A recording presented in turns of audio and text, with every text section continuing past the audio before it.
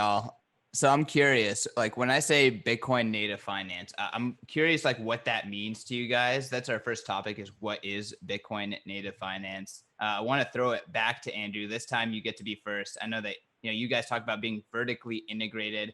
I feel like you're one of the first companies I think of when I think of Bitcoin native. So why don't you talk about Bitcoin native finance and what it means to you and River? Sure. So for what it means to River, I think might be a little bit different than what it means to the rest of the group here.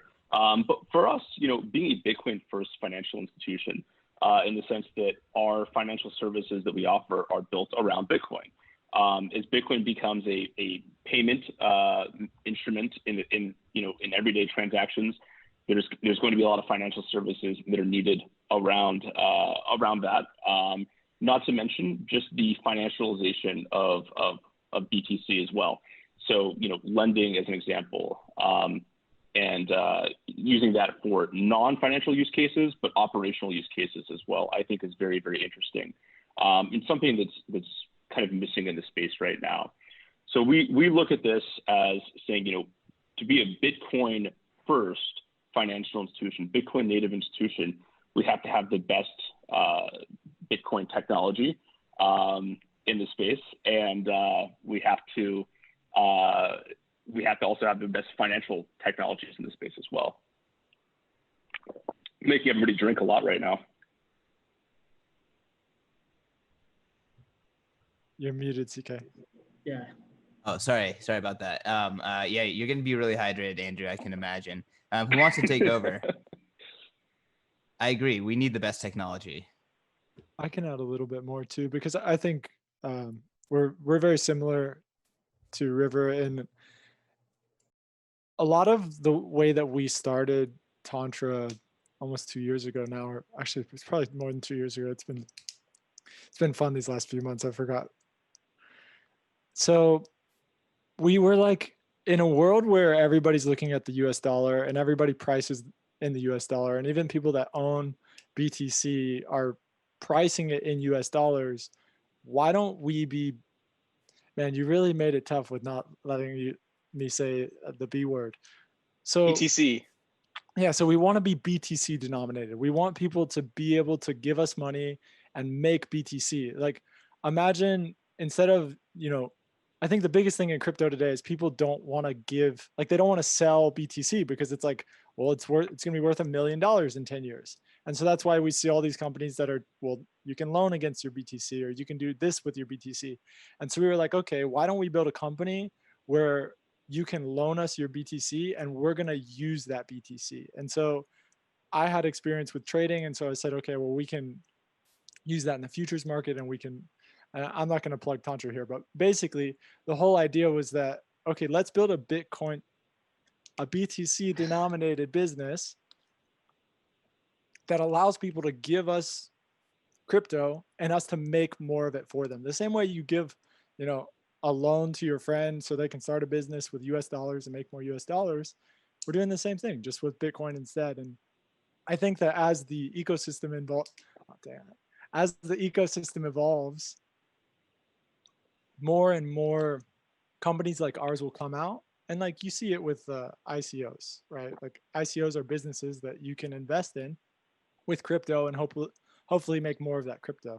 And I'm sure when Liquid comes out with all the ICOs, and that may or may not happen on BTC, that might be a whole nother craze. Hopefully not, and we get to keep everybody's money. But ICOs are just typically bad investments, so I just hope they go away. But I get what you're saying, and I think that the Bitcoin, and I'll drink to saying that, it will enable sovereign companies.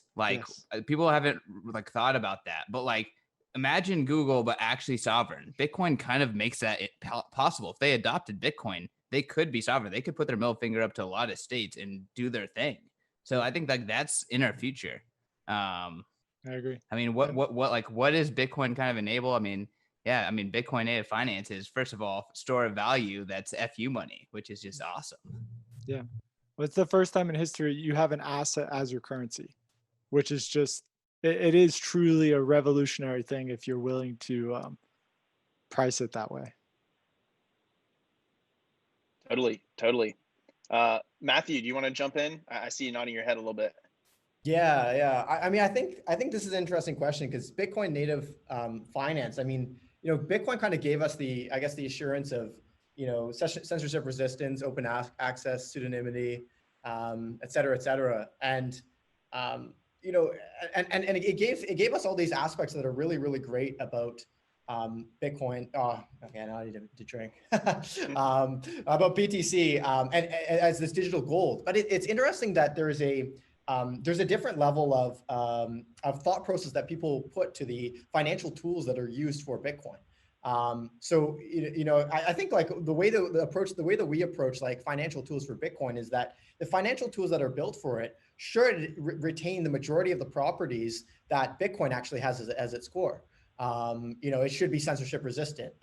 You still should remain pseudo anonymous. And I think for us, kind of looking at the direction that we're headed in the space, specifically at Lightning. If you look at Lightning right now, Lightning is good for payments, it's good for games, but there's no type of financial tools that are built around it today.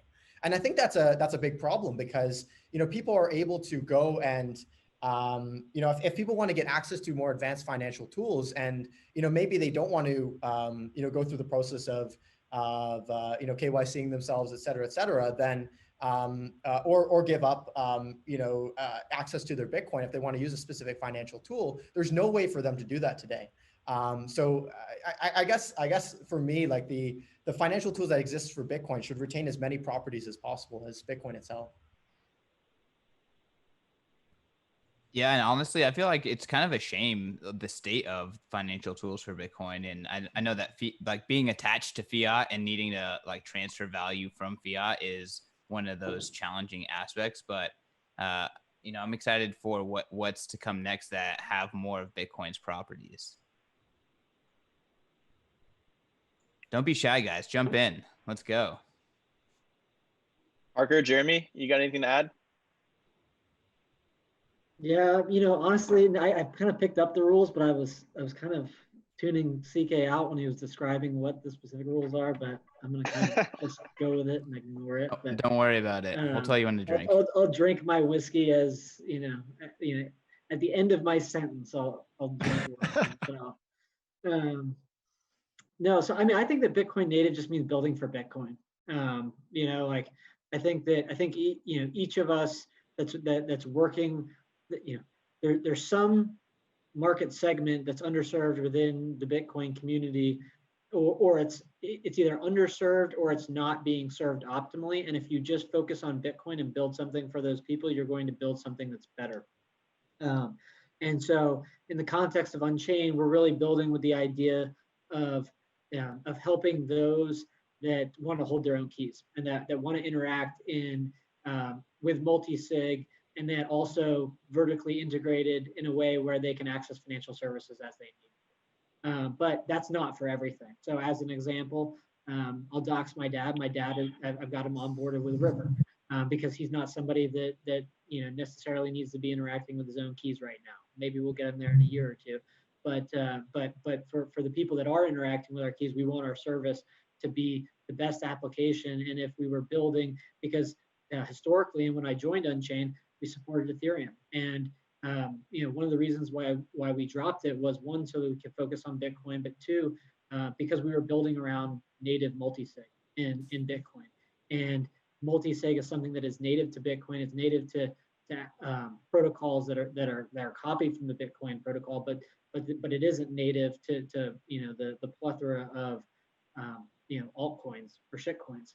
And ultimately, like Andrew mentioned, we want to be very deep in terms of the services that we offer, and we think we'll ultimately be offering greater value to our clients if we're just exclusively focused on Bitcoin. We'll always be aligned and actually delivering not only greater services, but the way that we deliver them from a technology perspective will always be form fit for what serves their needs best. Well said.